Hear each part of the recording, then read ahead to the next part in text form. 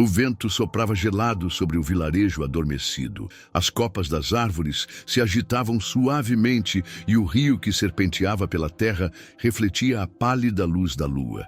O silêncio era profundo, mas então, de algum lugar distante, um som cortou a noite. Ai, misijos! Era um lamento, um choro arrastado, carregado de dor e desespero. Os mais velhos da vila sabiam o que isso significava. Eles se trancavam em suas casas, faziam orações baixas e evitavam olhar pelas janelas. As crianças eram avisadas a nunca sair depois do pôr do sol. Mas os jovens, sempre incrédulos, riam das histórias. Diziam que eram apenas superstições de gente velha. Mas na manhã seguinte, quando um menino desapareceu da vila sem deixar rastros, os risos cessaram.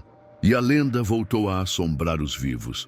A pequena vila ficava às margens de um rio caudaloso, que durante o dia era fonte de vida, mas à noite se tornava um lugar evitado por todos. Os anciãos contavam que há muito tempo uma mulher de beleza deslumbrante havia vivido ali. Seu nome era Mariana, e sua presença fazia os homens suspirarem e as mulheres se encherem de inveja. Mariana apaixonou-se por um forasteiro rico e galante, um homem que prometeu-lhe amor eterno. Casaram-se e tiveram 2 filhos, e por um tempo ela acreditou ter encontrado a felicidade. Mas os sorrisos logo se transformaram em lágrimas. Seu marido começou a se afastar, a passar noites fora, a tratá-la com frieza. E um dia ela o viu, ao longe, à beira do rio, nos braços de outra mulher. A dor queimou dentro dela como brasas vivas. Sentiu-se traída, humilhada, indigna de amor. Sua mente se perdeu na loucura do momento.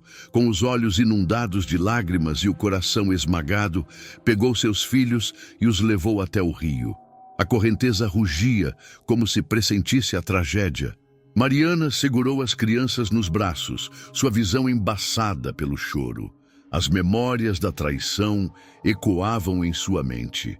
E então, com um grito de desespero, mergulhou-os na água.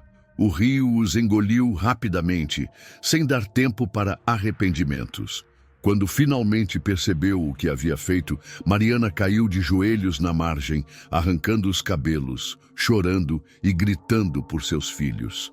Mas já era tarde. Desesperada, vagou pela vila em busca deles. Sua mente quebrada, sua voz, um lamento fúnebre que se espalhava pelo vento. Ela gritava sem parar. Ai, misijos! Donde estão misijos?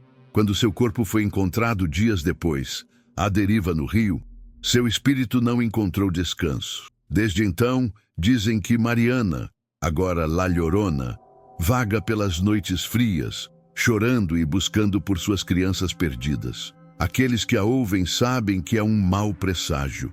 Se o lamento soa distante, significa que ela está próxima. Se soa perto, então já é tarde demais. Naquela noite, quando o menino desapareceu da vila, alguns disseram que ouviram passos molhados ao redor de suas casas. Outros juraram ter visto uma mulher de branco, com cabelos longos e desgrenhados, vagando às margens do rio. E uma criança que conseguiu escapar dela, traumatizada e sem conseguir falar por dias, apenas sussurrou quando conseguiu pronunciar alguma coisa.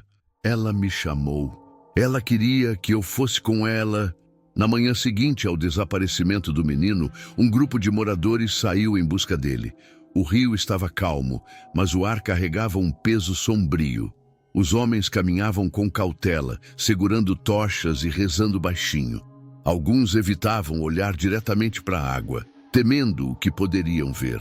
Foi Dom Ramiro, um dos mais velhos da vila, quem encontrou o primeiro sinal do desaparecido. Pequenas pegadas descalças na lama, indo na direção do rio, e parando abruptamente à beira da água. Nenhum rastro de volta, nenhuma pista de para onde ele poderia ter ido. La Llorona o levou, murmurou uma das mulheres, fazendo o sinal da cruz. O medo tomou conta da vila. Ao cair da noite, as pessoas se trancaram em suas casas, apagando as velas e evitando olhar pelas janelas. Mas apesar das precauções, o lamento voltou. Ai, misijos! Era um som arrastado, lamurioso, que parecia vir de todos os lados ao mesmo tempo. O vento soprou forte, sacudindo portas e janelas, fazendo as chamas das velas tremularem. Na casa de Dona Isabel, uma menina chamada Camila tremia debaixo das cobertas. Sua mãe a abraçava, murmurando preces, tentando ignorar os soluços vindos do lado de fora. Mas então, Camila sussurrou: "Mamãe, ela está aqui." O coração de Isabel congelou. "Não olhe, filha, não diga nada." Mas era tarde. Camila virou a cabeça lentamente, os olhos arregalados, fixos na janela. A mãe quis impedi-la, mas foi como se algo invisível segurasse seu corpo no lugar. Lá fora, entre as sombras, uma mulher pálida e de cabelos longos olhava para elas. Seu vestido branco estava molhado e sujo de lama. Seu rosto não era humano. Os olhos eram buracos negros, sem alma. A boca estava torcida em uma expressão de agonia. La Llorona estendeu os braços. "Menina, vem comigo." A janela tremeu. O vidro começou a rachar. Camila ficou em transe, seus pés deslizando para fora da cama. Ela caminhava como se fosse atraída por algo invisível. Isabel finalmente conseguiu reagir. Agarrou a filha e gritou uma prece desesperada. O quarto foi tomado por uma rajada de vento frio e o lamento desapareceu de repente. Quando olhou novamente para a janela, La Llorona já não estava lá. Mas do lado de fora, na lama, havia pegadas molhadas, indo embora. E na manhã seguinte, a vila descobriu que mais uma criança havia desaparecido. O desaparecimento de mais uma criança fez o medo se transformar em desespero. Os moradores se reuniram na praça da vila, muitos chorando, outros segurando rosários entre os dedos trêmulos. Era evidente que ninguém estava seguro. Foi então que Dom Ramiro, o mais velho da vila, ergueu sua voz rouca. "Chega de nos escondermos. Se La Llorona quer levar nossas crianças, vamos enfrentá-la." Apesar do medo, um grupo de homens pegou tochas, facões e crucifixos e partiu em direção ao rio, onde a entidade sempre aparecia. A noite caiu pesada. O vento sussurrava entre as árvores e a água do rio parecia mais escura do que o normal. Os homens se espalharam pela margem, os corações batendo forte.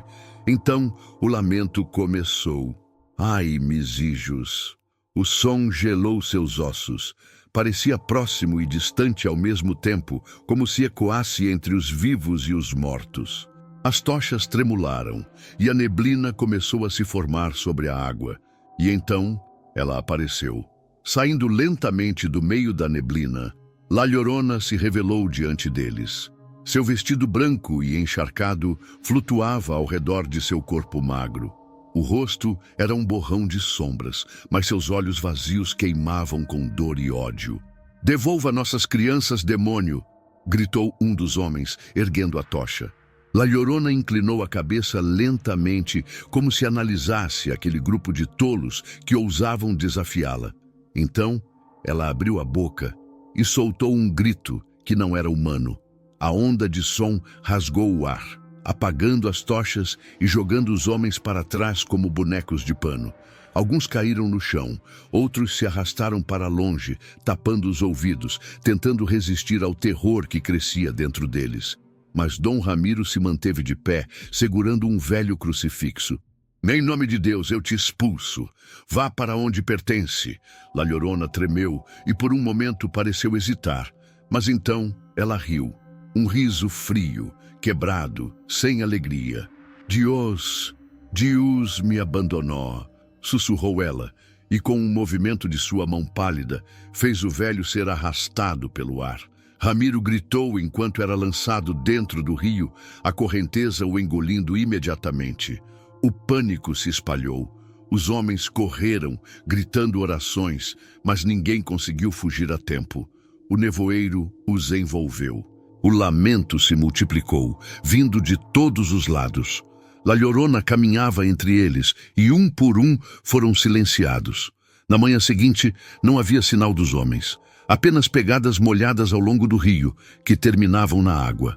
A vila nunca mais falou sobre aquela noite, mas desde então ninguém mais ousou enfrentar La Llorona. E até hoje, se você ouvir um choro na noite, não olhe pela janela. Ela pode estar chamando por você. Se você gostou dessa história e quer mais lendas assustadoras, deixe seu like, comente abaixo e se inscreva no canal. Isso ajuda muito a trazer mais contos sombrios para vocês. E lembre-se, se ouvir um choro na noite, não olhe pela janela.